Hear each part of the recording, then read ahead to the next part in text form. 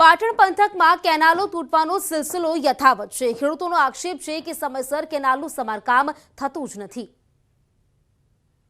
ક્યારેક માવઠાનો માર, પાકના અપૂરતા ભાવ અને કેનાલમાં ગાબડા તો બારે માસ। આવી મુશળધાર મુશ્કેલી સહન કરતા ખેડૂતો હવે ત્રસ્ત છે। આ દ્રશ્ય જુઓ, ભર શિયાળે અહીં ચોમાસા જેવી સ્થિતિ છે। ખેતરોમાં જળબંબાકાર છે। ઊભા પાકમાં મુસીબતના પાણી ફરી વળતા જગતના તાતની મહેનત પર પાણી ફરી વળ્યું છે। પાટણ જિલ્લામાં નર્મદા કેનાલમાં લીકેજ કે ગાબડા પડવા જાણે કે સામાન્ય બની ગયા। અધૂરામાં પૂરું અધિકારીઓની બેદરકારી ખેડૂતોના ઊભા પાકને તબાહ કરી રહી છે। મહેમદાબાદ ગામ નજીક પસાર થતી કેનાલ લીકેજ થતાં હજારો લીટર પાણીનો તો બગાડ થયો જ, સાથોસાથ આ પાણી ખેતરમાં ફરી વળતા શિયાળુ પાકને મોટા પાયે નુકસાન પહોંચ્યું। મહેમદાબાદથી પીપળી વચ્ચે પસાર થતી માયનોર કેનાલમાં લીકેજ થતાં ખેતરોમાં પાણી ફરી વળ્યા।